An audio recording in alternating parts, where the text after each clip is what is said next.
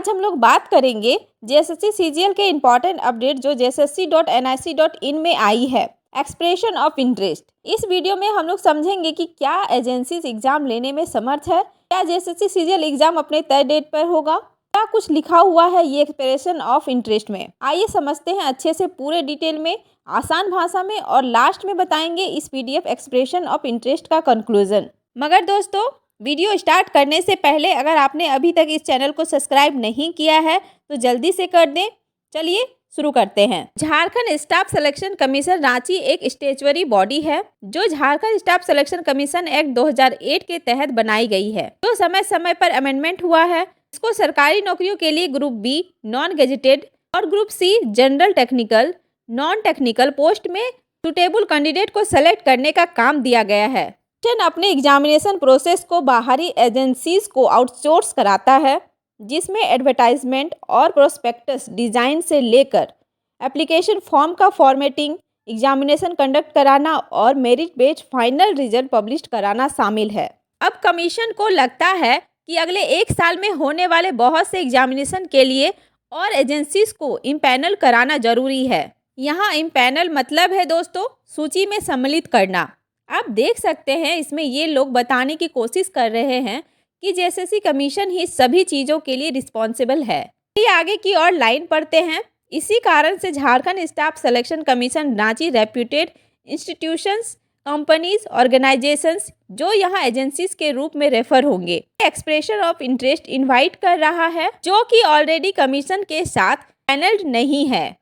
उन एजेंसीज को प्रेफरेंस दिया जाएगा जो इस तरह के कॉम्पिटिटिव एग्जामिनेशन को आउटसोर्सिंग बेसिस पर कंडक्ट कराने में कॉम्पिटेंट और एक्सपीरियंस्ड हैं।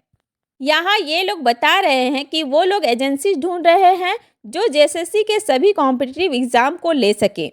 अगर कोई एजेंसी एलिजिबिलिटी क्राइटेरिया को पूरा करती है और इंटरेस्टेड है तो उसे EOI document Jharkhand staff selection commission Ranchi से लिखित अनुरोध करके प्राप्त किया जा सकता है, या फिर इसे कमीशन की वेबसाइट www.jssc.nic.in से डाउनलोड किया जा सकता है। इसका मतलब है इंटरेस्टेड एजेंसी अप्लाई कर सकते हैं एग्जाम कंडक्ट करवाने को लेकर।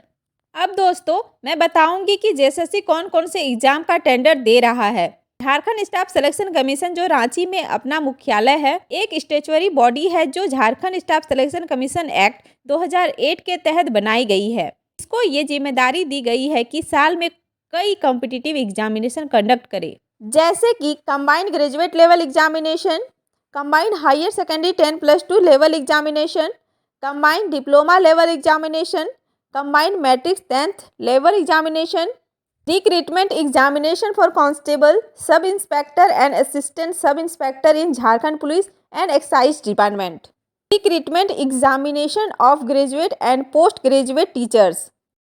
दोस्तों अब प्रश्न उठता है कि ये लोग बता रहे हैं कि सारे काम जेएसएससी कमीशन के अंदर रिस्पॉन्सिबिलिटी में होता है। जब हमारे मुख्यमंत्री नियुक्ति पत्र को बांटने में माहिर हैं और जब उनकी भाषण होती है तो हमें लगता है कि अब रोजगार का वक्त आने वाला है। अब जेएसएससी सीजीएल के एग्जाम नहीं ले पा रहे हैं तो अब बोल रहे हैं कि जेएसएससी कमीशन एग्जाम लेने में समर्थ नहीं है, इतना बड़ा एग्जाम एजेंसी कंडक्ट नहीं करा पाएगी। ये क्या बात हुई दोस्तों? जब नियुक्ति पत्र बांटेंगे तो बोलेंगे कि हमने बहुत रोजगार दिया, और जब एग्जाम कंडक्ट कराने की बारी होती है तो बोलते हैं जेएसएससी कमीशन अपना काम ठीक से नहीं कर पा रही है। दोस्तों मैं बता दूं, जैसे गंगाधर ही शक्तिमान है वैसे ही जेएसएससी भी सरकार के अंदर कंट्रोल में काम करती है। सभी चीज़ों की जिम्मेदारी सरकार को ही लेना होगा दोस्तों। जेएसएससी अगर एग्जाम कंडक्ट नहीं करवा पा रही है तो इसका मतलब है सरकार में दम नहीं है एग्जाम कंडक्ट करवाने का। इस सवाल को लेकर हमें सब मिलकर सोच विचार करना चाहिए और सरकार से ये अनुरोध करना चाहिए कि वे नियुक्ति पत्र के अलावा भी रोजगार के प्रश्नों को लेकर सीरियस हो।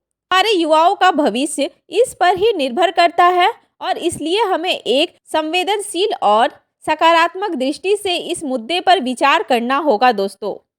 तो दोस्तों अगर वीडियो पसंद आया तो लाइक करें, अपने दोस्तों के साथ शेयर करिए और चैनल को भी सब्सक्राइब करिए। धन्यवाद।